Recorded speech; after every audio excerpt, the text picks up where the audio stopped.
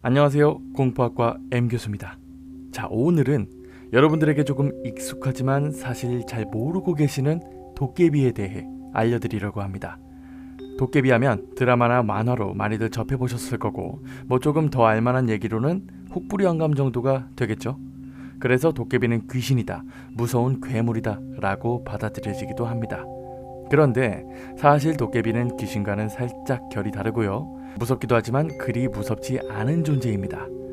도깨비는 쉽게 두 가지로 표현할 수 있습니다. 첫째, 도깨비는 사람과 놀기 좋아하는 한국의 요괴입니다. 도깨비는 장난기가 많고 인간을 상대로 장난을 많이 걸죠.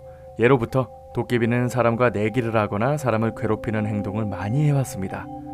조선왕조실록을 보면 머리에 두 뿔이 달린 귀신이 담을 넘어 들어와 사람을 때렸다는 기록이 있죠.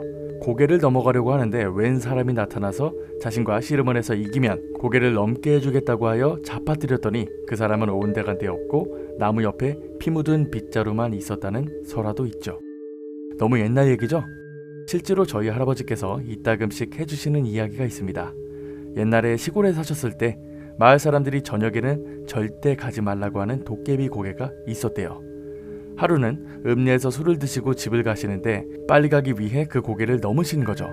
그렇게 고개를 넘고 있는데 뒤에서 누가 부르더랍니다. 돌아보니 예전에 친한 친구였지만 젊은 나이에 돌아가셨던 친구가 서 있더랍니다. 너무 반가워서 어떻게 된 거냐고 부둥켜 안고 난리가 났었대요.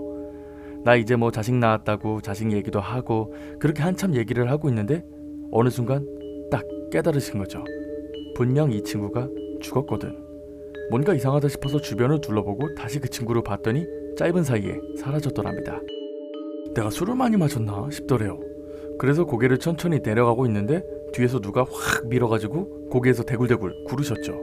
어찌나 세게 밀었는지 고개 끝에까지 굴러갔고 온몸에 멍이 들고 다 까져서 한동안 일어나지도 못하셨답니다. 그렇게 쓰러져서 위를 보니까 아까 그 친구가 웃으면서 쳐다보고 있더래요. 아픈 건 고사하고 집으로 후딱 뛰어들어오셨는데 마을 친구들한테 말했더니 그러니까 거길 왜 가가지고 이사 다니냐고 엄청 혼만 나셨답니다. 거기가 원래 엄청 유명한 도깨비터입니다. 저도 실제로 봤고요. 여기에 이게 진짜가 맞나 싶을 정도로 소름 끼치는 썰이 하나 더 있습니다. 지금이야 땅값이 엄청나게 비싼데 그 당시만 해도 도깨비터라고 하면 땅이 팔리지도 않았죠. 근데 옆마을에서 한 신혼부부가 이 고개 바로 옆에다가 집을 짓습니다.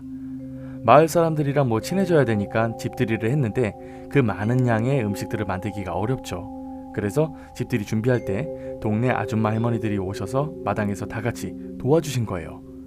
한창 수육을 삶고 김치를 담그고 있는데 주방에서 비명을 지르고 난리가 납니다.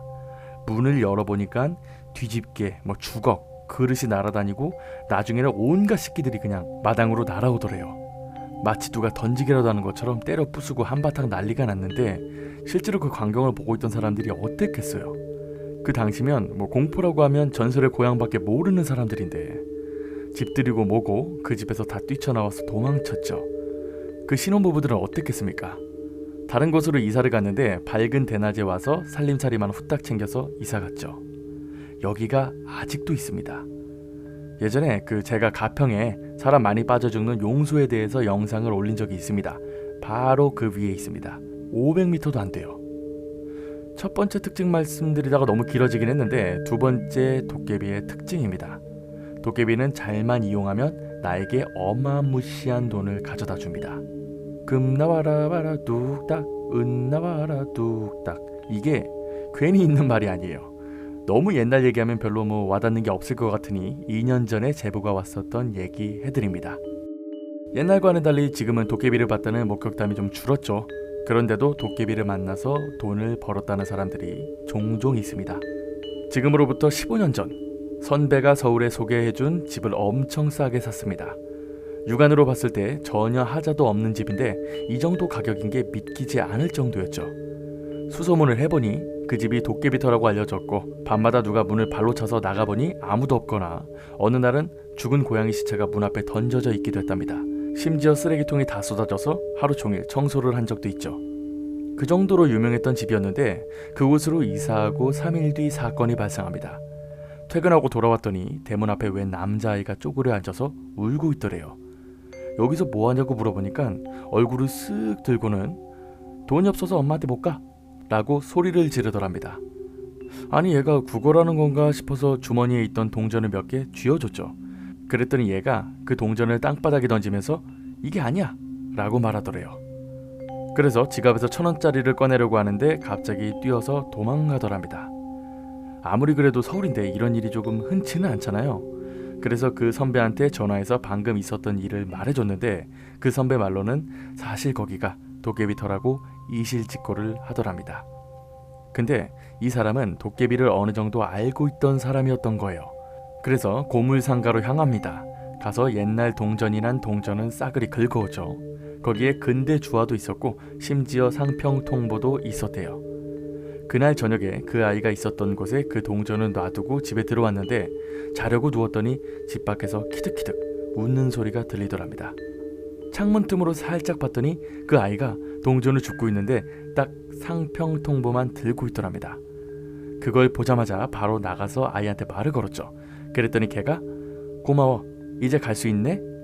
너 돈 좋아하지?